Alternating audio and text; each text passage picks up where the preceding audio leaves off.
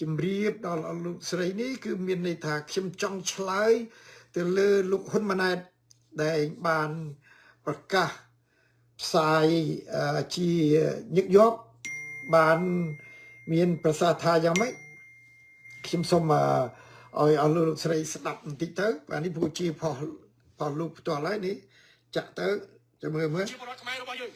គ្រប់និន្នាការទាំងអស់អ្នកក្នុងនិងក្រៅអ្នកគ្រប់គ្រងរដ្ឋាភិបាលអ្នកមិនគ្រប់គ្រងរដ្ឋាភិបាលសូមតែម្យ៉ាងទេទុកប្រយោជន៍ជាតិជាធំជឿទុកចិត្តទៅលើរដ្ឋាភិបាលដើម្បីធ្វើកិច្ចការងារនេះបន្តសូមកុំធ្វើយ៉ាងណាឲ្យបែកបាក់នៅអារម្មណ៍ជាតិរបស់យើងហើយខ្ញុំសូមឲ្យជាពលរដ្ឋខ្មែររបស់យើងគ្រប់និន្នាការទាំងអស់អ្នកក្នុងនិងក្រៅអ្នកគ្រប់គ្រងរដ្ឋាភិបាលអ្នកមិនគ្រប់គ្រងរដ្ឋាភិបាលសូមតែម្យ៉ាងទេទុកប្រយោជន៍ជាតិជាធំ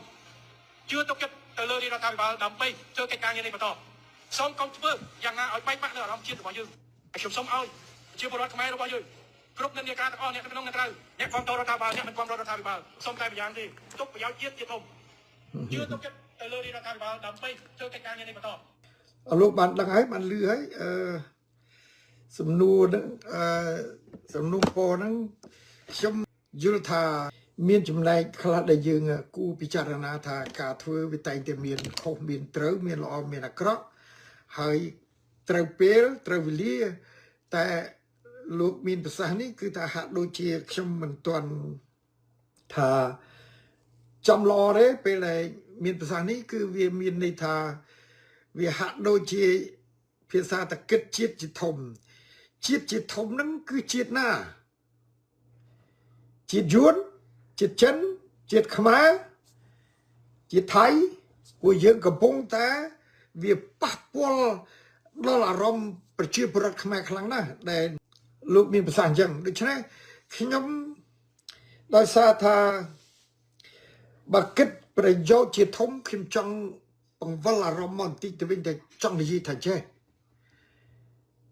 បើប្រជាពលរដ្ឋណាដែលចង់ថាទុកជាតិជាធំនេះគឺប្រជាពលរដ្ឋដែលកំពុងតែរងគ្រោះប្រជាពលរដ្ឋដែលកំពុងតែចង់បានសិទ្ធិសេរីភាពប្រជាពលរដ្ឋទាំងក្នុងប្រទេសទាំងក្រៅប្រទេសលោកកំពុងតែចង់បានខ្លាំងសម្បំណាដល់ទៅពេលខ្លាំងសម្បំពេកលោកត្រូវតែបញ្ចេញមតិយោបល់គំនិតដេកគិតពីព្រោះកាពះវាឃ្លានកាលណាកាពះវាឃ្លានវាមានន័យថាលោកដឹងហើយថាកាពះឃ្លានហើយគឺថាតិចថ្លង់មាត់កអត់និយាយអីចេញទេគិតក៏អត់ចេញដែរប៉ុន្តែអ្វីដែលសម្រាប់ការស្លាប់របស់ប្រជាជាតិគឺប្រជាពលរដ្ឋសុខចិត្តអត់នានា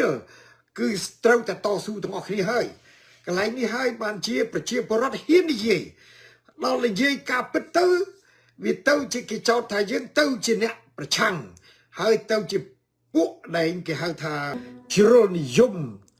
មិនដឹងជានិយមជ្រុលលោកអ្នកថាជាអ្នកជ្រុលនិយមឬក៏ប្រជាពលរដ្ឋជាអ្នកជ្រុលនិយមមានអ្នកដឹកនាំមួយចំនួននោះបានចោទប្រកាន់ថាការដែលធ្វើសង្គ្រាមជាមួយថៃនឹងគឺដោយសារតែប្រជាពលរដ្ឋនេះទៅវិញជាអ្នកខុសឆ្លើយខ្លួនឯងទៅលោកខ្ញុំអត់ឆ្លើយទេប៉ុន្តែឥឡូវនេះខ្ញុំគ្រាន់តែនិយាយថាលោកហ៊ុនម៉ាណែតមានន័យថាធ្វើអ្វីក៏ដោយចុះទាំងអ្នកគ្រប់គ្រងក៏ដោយមិនគ្រប់គ្រងក៏ដោយត្រូវតែគិតប្រយោជន៍ជាធំខ្ញុំសូមលើកជាឧទាហរណ៍ចំណុចខ្លីៗទេដើម្បីបញ្ជាក់ទៅលោកហ៊ុនម៉ាណែតថានោះថារឿងនេះគឺមានន័យថាកាលណាខ្មែរនិយាយការពិតលោកចោទហើយមិនមែនតែលោកម្នាក់ទេដែលជាតំណាងឲ្យជានាយករដ្ឋមន្ត្រីនោះប៉ុន្តែខ្ញុំមិនដែលយល់ព្រមថាលោកហ៊ុនម៉ាណែតជានាយករដ្ឋមន្ត្រីទេពីព្រោះនាយករដ្ឋមន្ត្រីខុសច្បាប់នេះខុសច្បាប់គឺថាមិនទាំងទាន់បានសម្រេចឬអត់មានឈ្មោះដាក់ឲ្យនៅលើដែលសភាតំណាងរាស្ត្រគេបោះឆ្នោតផងស្រាប់តែស្ដេចនោះគឺទៅសញ្ញេចុះហត្ថលេខាទទួលស្រេចហើយខ្ញុំក៏សូមទៅសើបន្តិចទីចុះថាខ្ញុំកោតដែលហ៊ុនម៉ាណែតដែលដឹងថាខុសច្បាប់ហើយមកជំនួសតំណែងជានាយករដ្ឋមន្ត្រីហើយដោយខ្ញុំបាននិយាយតាំងពីខ្ញុំជួបលោកហ៊ុនម៉ាណែតនិងលោកហ៊ុនសែននៅខ្ញុំនៅប្រជុំនៅសភាអឺរ៉ុបហ្នឹងគឺបងអូនតារាបានហៅខ្ញុំថាលោក ហ៊ុនសែនបានជើងខ្ញុំទៅចូលជួបដើម្បីពិភាក្សាគ្នាដល់អស់រយៈពេលដល់ច្រើនហ្នឹងហើយ